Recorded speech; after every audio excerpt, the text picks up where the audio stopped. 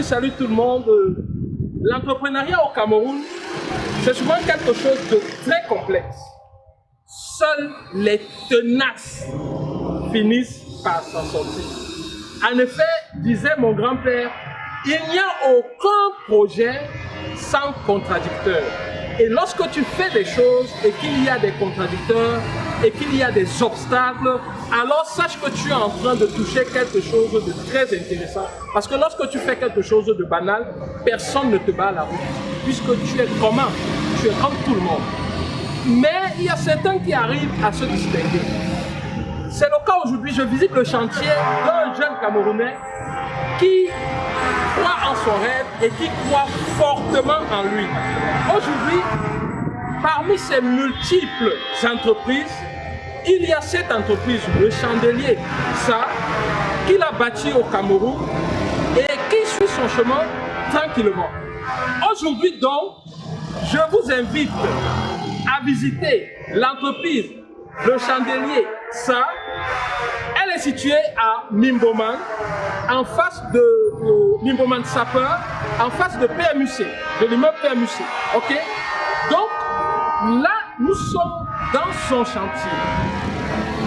Ce jeune entrepreneur a permis à plusieurs personnes de la diaspora camerounaise et du Cameroun de bâtir leur building de rêve. Non seulement il a à votre disposition les parpaings qui vous permettent de bâtir, mais également il a une autre entreprise qui s'occupe des... Bref, il va tout vous expliquer lui-même parce qu'il est là, nous avons la chance qu'il est là, nous l'avons surpris, mais nous l'avons quand même prouvé, il est là. Il aura la chance de vous expliquer, vous avez la chance, il va vous expliquer tout ce qu'il fait ici. Mais pour l'instant, découvrons d'abord nous-mêmes, en tant que personne non qualifiée dans le domaine, en tant que profane. Donc, je vais regarder aussi avec vos yeux parce que certains d'entre vous aussi ne comprennent pas grand-chose à ce business. Après, nous allons l'inviter afin qu'il réponde à certaines de nos questions. Oh, oui, je sais que vous avez des questions. Oh, si jamais, il va répondre à toutes nos questions. Donc, essayons de découvrir. Donc, suivez-moi. Suivez-moi. Ici, là, les parpaings sont en séchage. Je vois des parpaings. Je ne sais pas comment on appelle ça. Hein. Moi, je sais que bon, c'est pour construire la maison. Il va nous dire, hein. Il va nous dire parce que c'est un expert et c'est quelqu'un que je suis depuis très longtemps et c'est quelqu'un pour qui j'ai beaucoup de respect, j'ai beaucoup d'admiration pour lui parce que pour moi, on dit souvent que non, le Cameroun, les jeunes sont perdus parce qu'ils n'ont pas de modèle. Moi, je dis non, c'est faux. Les modèles sont cachés sous le lit. Personne ne cherche à déterrer les modèles pour les mettre en surface. C'est pour ça qu'on a l'impression qu'il n'y a pas de modèle. Parce que l'entrepreneur que je visite aujourd'hui est un modèle pour la jeunesse camerounaise, je vous assure. Vous allez le découvrir. Mais seulement il est très homme, il n'aime pas parler de lui, il aime être effacé. Bon, c'est une stratégie, bon, à chacun son truc quoi. Mais franchement, c'est un modèle. Mais aujourd'hui, il n'a pas de chance parce qu'il va sortir de sous le lit là, il va monter à la surface. On va le voir, on va le voir. Donc voilà, ici vous voyez, c'est des parfums et tout. Bon, bref, je ne peux pas dire grand chose. Je vous fais découvrir tout le chantier. Marchez avec moi. Marchez avec moi. Donc vous voyez ici. Et comme je vous ai dit, au loin là-bas, vous avez l'immeuble PMUC. Vous avez le conseil d'avocats en haut. C'est l'immeuble PMUC en haut. Donc juste en face, vous êtes bien positionné, Mimboman Sapeur. Juste en face, vous avez ce petit bijou. Vous voyez ici. Vous avez ces parfums et les prix sont super. Vous êtes un Camerounais de la diaspora, vous avez votre chantier à Yaoundé, à Douala, en Fou, n'importe où. Contactez cette entreprise, contactez ce jeune, il vous fera. Et ce qui est touchant, lorsqu'on travaille avec lui, j'ai envoyé vers lui plusieurs personnes et aucun d'eux n'a été déçu. Chacun est revenu en me disant, docteur, est-ce que je ne savais pas qu'il existait encore des gens comme ça au Cameroun. Et moi je leur dis, ça existe, puisqu'il existe. Donc il n'a pas besoin de vous faire une grande démonstration, il est honnête. Sa première caractéristique, c'est l'honnêteté. Il ne cherche pas à vous faire, c'est-à-dire que vous faire un prix caché ou un truc, non. Il vous dit clairement que là, le prix, c'est 0,2 francs. Même quand c'est 0,1 franc, il vous dit c'est 0,1 franc CFA. Un jour, je lui ai demandé comme mon frère, est-ce que 0,2 francs CFA existe? Il me dit non. Même 0,1 franc CFA est important parce que quand on multiplie par 1000, ça devient quoi, mon frère? Je suis resté comme ça, j'ai dit yes, papa. Les mathématiques là, tu connais, mon frère. Donc ici, ce chantier que vous voyez, il a l'air, mine de rien là, c'est qu'en fait les parpaings sortent tout le temps. Il n'y a pas d'accumulation. Tant il y a des travaux en continu, Certains de ces ouvriers, n'est-ce pas, lorsqu'ils finissent comme ça, vont dans les chantiers pour la livraison. Donc on produit ici. Ici, on travaille, comme disait l'artiste. Donc, on ne va pas trop attendre. Je vais me rapprocher de lui. Il est là. Il est là. Bonjour, monsieur. Bonjour. Comment vous allez? Ça va bien. Ça va très bien. Très bien. Super. Comment vous appelez d'abord? Est-ce que vous pouvez vous présenter? Moi, c'est Vanaken Mathieu. Vanaken Mathieu. Mais je suis camerounais. Ouais. Donc, je vis au pays. Donc, j'entreprends dans le secteur des constructions. Vous vivez au Cameroun, vous entreprenez dans le secteur des constructions. Ouais. Et de livraison de matériaux de construction. Voilà, c'est ça, c'est ça. Livraison des matériaux de construction. Qu'est-ce que vous livrez en particulier? Je livre les agrégats pour dire au détail, gravier, sable, parfum. Gravier, sable, parfum. Oui, et également en termes des aciers, donc ce qui concerne la ferraille, ce qui concerne le ciment. Ouais. Bref, je livre. Ouais. Et donc, je fais également, donc, nous sommes dans la fabrication donc, des agglos, c'est-à-dire qu'on appelle également parfum. Ouais. Donc, en langage courant. Ouais. En langage technique, c'est agglos. Les agglos. En langage technique, c'est les agglos. C'est dans la fabrication des agglos. Et voilà. Combien de parfums vous pouvez produire ici par mois ou par semaine? Bref, juste un chiffre comme ça. En une journée, j'ai la capacité de production de 750. 750 parfums par jour, au minimum? Oui, par jour. 750 parfums par jour. Je vais un peu plus, mais j'ai modélisé, j'ai ramené à 750 parfums pour avoir un contrôle pour une bonne qualité. Ouais. Et j'ai vu votre chantier, il est tout propre, mais généralement là on fabrique des parfums, c'est un peu sale, on a des conneries un peu à gauche, à droite. Quel est votre secret? Le secret, c'est que je veille sur la résistance. Donc, qui part sur la composition des différents matériaux pour pouvoir produire donc des parfums fiables, de bonne qualité. Ouais. Donc, j'y veille. Et c'est la raison pour laquelle j'ai ramené la production parce que j'allais à essentiellement 1400 parfums. J'ai ramené à 450. Donc, pour veiller à ce que tout soit bien fait, que tout soit une résistance, c'est-à-dire qu'au mégabit pascal. Que tout soit under control, comme disent les anglophones. Donc, sous contrôle. Voilà. Donc, voilà. Bon, il y a une autre page. Je ne sais pas si vous allez suivre tout ce qu'il dit là, parce que nous sommes dehors et il y a un peu de bruit, et c'est bien dommage, mais nous allons faire l'effort lors du montage d'optimiser un peu la voix. Il y a une autre facette de votre personnalité qui pourrait intéresser plus d'un jeune. Parce que moi je disais, vous êtes un modèle. Nous avons fait d'ailleurs le même lycée. Et après, je vous retrouve quelques années plus tard. Vous êtes au volant d'une voiture, d'un taxi, pour être plus clair. Et ce jour-là, vous n'avez pas voulu me déposer. Vous m'avez confisqué dans votre taxi.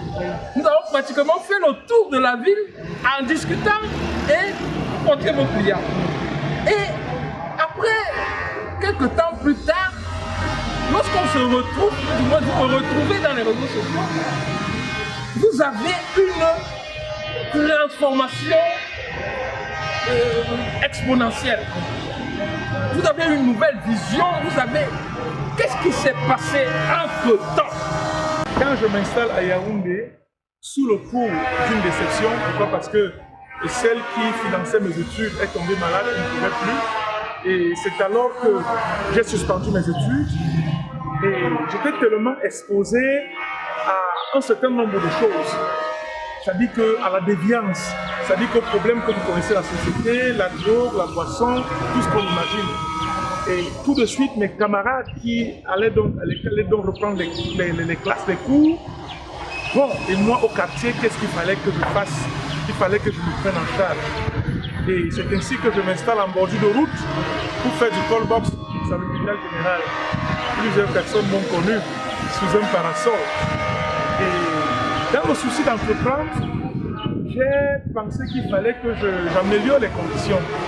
Et c'est ainsi que j'entre dans le taxi. Je deviens chauffeur de taxi. Par la suite, il fallait que je voie grand, un peu plus grand. Partant donc du taxi, j'ai donc créé donc une entreprise en 2015. C'est-à-dire qu'il partait dans l'établissement, un établissement dans le secteur donc, des constructions et de livraison de matériaux de construction. Et j'avais commencé par là, par uniquement les livraisons des matériaux. Et tout de suite, j'avais année par année activé les autres rubriques, construction, immobilier, où j'en suis maintenant. Je suis là maintenant responsable d'une salle, le chandelier salle. C'est donc cette entreprise-là, votre entreprise-là, qui vous fait des constructions, qui vous livre les matériaux de construction, qui vous livre également les agros sortant donc de sa structure, parce que ici, c'est ma base arrière. Donc voilà. Tu es là? Ok. Mais là, vous avez un parcours qui n'est pas... C'est un parcours singulier, ça. C'est tout à fait... Vous êtes comme un self-made man dans l'entrepreneuriat. Et quand je vois tout ce que vous arrivez à réaliser, et surtout en 2015, lorsqu'on se retrouve, je vous fais part, parce que là, quand on se retrouve en 2015, quand vous me retrouvez en 2015, on recommence à discuter. Voilà, on recommence à discuter. Je sors tout droit de la Russie, où j'étais faire une conférence sur les startups, où l'esprit startup était en train de décoller. Et je discute avec vous et je vous partage, on partage un peu toute cette philosophie-là. Et bingo, vous adoptez certains points de cette philosophie et vous mettez en pratique. Et je suis ébloui quoi, par les résultats que vous obtenez. Parce que si j'ai bonne mémoire, en décembre 2015, lorsque l'année finit, vous m'appelez, vous me dites que, mais écoute, j'ai mis certaines stratégies en place, mais je suis adulé par mes clients et combattu doublement par mes concurrents. Mais je dis, mais c'est ça, tu penses que ça ne sera pas facile? Plus tu montes, plus ils vont te tirer pour que tu restes à leur niveau. Tu me dis, je suis prêt à affronter tout ça. Je ne vais pas baisser les bras. Là où je suis parti là, personne ne va plus me retenir. Ouais. Oui, en fait, ce qu'il y a lieu de dire, c'est que, et ce que tu ne me dis pas, c'est que tu as été mon formateur.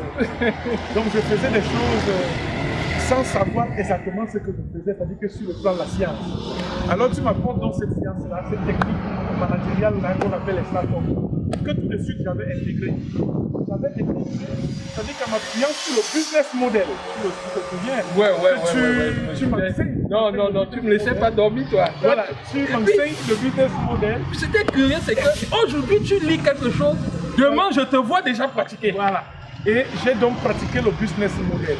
Le business model qui m'a été enseigné, c'est-à-dire que dans les politiques des startups, c'est ce que je mets donc sur pied.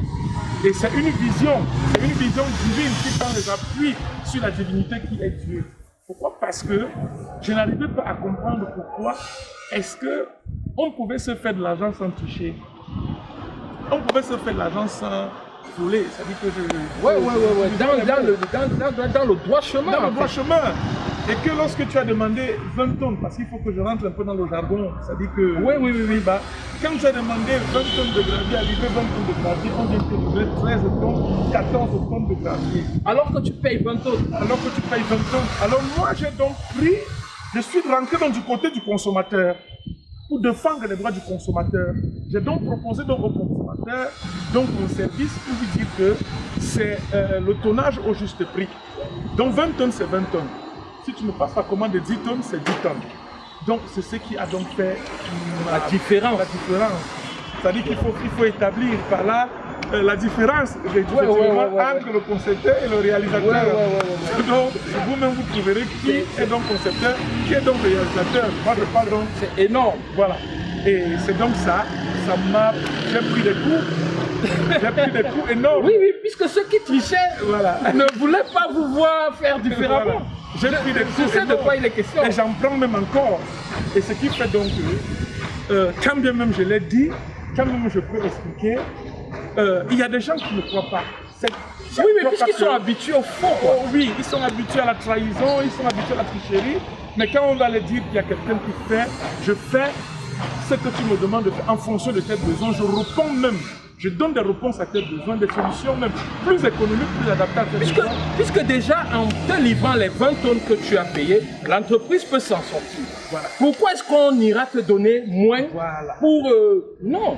Et puis, un client qui est satisfait va revenir. Donc, voilà à peu près ce qui m'a motivé et ce sur quoi je m'appuie. Je m'appuie sur la divinité qui est Dieu. Et comme il est Dieu, il est un Dieu de justice. Donc, je suis juste sur tout ce que je fais. Dans les constructions, je suis juste. Dans la livraison des matériaux, je suis juste. Dans la fabrication des agglos, je suis juste. Donc, et c'est ça qui fait mon succès. Et dernièrement encore, pour clore l'interview, c'est tellement intéressant. Je pense que nous allons en parler un jour dans un endroit convivial, plus calme et tout. Mais déjà, c'était pour vous annoncer. Ça, c'est juste l'un de ces multiples projets. Ça, c'est un de ces multiples projets. C'est un garçon très, très, très créatif et très innovant. Et c'est en fait, pour moi, au Cameroun, le gars que je connaisse qui est une learning curve, qui est pratiquement verticale. C'est-à-dire, chaque 24 heures, la quantité d'informations que Mathieu apprend et qu'il va mettre en pratique, elle monte, la courbe monte, elle est à la verticale. Donc, il a une learning curve tellement grande. Et ce qui fait la différence entre les entrepreneurs à succès et les autres, c'est généralement la learning curve, la capacité à ingurgiter des nouvelles informations. Et c'est un gars qui lit beaucoup, qui lit énormément et qui applique ce qu'il lit. Et il choisit ses lectures. Il ne lit pas les histoires, oh, elle était belle, elle est entrée dans la maison, le prince charmant était là. Non, ces histoires, c'est bien, hein? C'est très bien. Mais en fait, lui, il oriente ses lectures vers comment améliorer ses services, comment satisfaire le client, comment donner au client le juste prix par rapport à ce qu'il veut. Bref, c'est un peu ça son quotidien. Et je suis un admirateur. Autre chose aussi qui, moi, m'intéresse, parce que généralement, ceux qui réussissent se font entourer des personnes qui les aident à bien réaliser leur vision, à bien achever leur vision. Et vous, quel est votre secret? Qui vous entoure et avec qui vous travaillez? Je recrute la compétence nécessaire. Ouais. Donc, qui encadre tout l'écosystème. Ouais. Donc, je recrute dans cette compétence-là, architecte, ouais. Puisque tu as une team. Oui, toute une équipe, architecte, donc maçon, donc jusqu'à la base. Là. Oui. Donc, je suis donc bien entouré, bien constitué. Oui. Donc, voilà ce qu'il en est de mon équipe. Donc, je fais régulièrement du casting. J'ai des opérations de part et d'autre qui agissent dans les différents projets.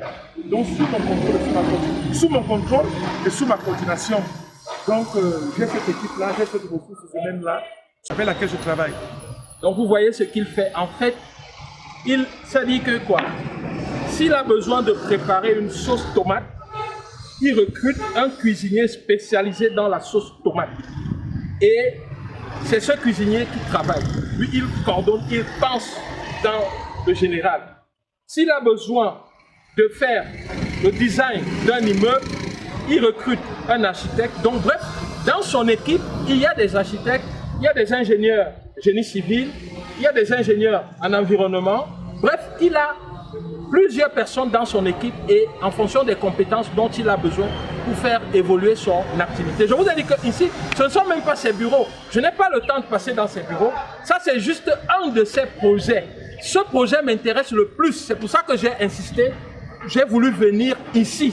J'espère que l'entrepreneur camerounais que je vous ai fait découvrir aujourd'hui, avec qui je travaille depuis très longtemps, vous avez constaté à l'interview, et qui est aussi pour moi une source d'inspiration.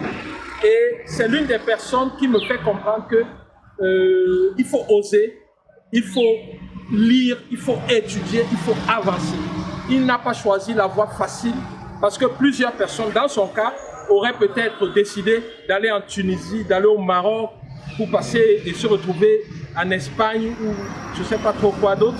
Je n'ai rien contre, chacun choisit sa voie. Mais ce que je dis juste que c'est un exemple, c'est un modèle. Et pour moi, c'est un modèle à suivre. Et il était important pour moi de prendre ce modèle de sous le lit où il aime bien se cacher pour le remettre en surface. Il aime la discrétion, mais il est très efficace dans sa discrétion. J'ai dû insister pour pouvoir pour qu'il accepte de se mettre en exergue comme ceci. Mais finalement, je l'ai obtenu pour moi et pour vous aussi. Heureusement, il a fini par accepter. Mais dès aujourd'hui, il ne lui donnait plus l'occasion de rester sous le lit. Vous pouvez le contacter. Son numéro et les contacts de son entreprise se trouvent sous la vidéo. Vous pouvez le contacter directement. Mais attention, si vous lui donnez le code ENG Consulting, il pourra vous faire quelques réductions. Donc, contactez-le, donnez-lui le code ENG Consulting. Dites-lui que mon frère, tu veux me faire ça comme ça, c'est ENG Consulting qui m'envoie. Donc, il pourra vous faire quelques réductions et il prendra votre projet. Parce que l'important n'est pas la réduction, l'important n'est pas le prix. L'important est-ce que lorsque je donne mon projet, est-ce que je peux quitter de 0 à 1 de manière efficace? C'est de ça qu'il est question. Donc, il prendrait votre projet à cœur comme il le fait pour tous ses clients. Donc, c'est ça la clé. Sur ce, je vous dis merci d'avoir suivi la vidéo. Je vous dis au revoir et à très bientôt. On repart, on continue parce que le chemin est très long.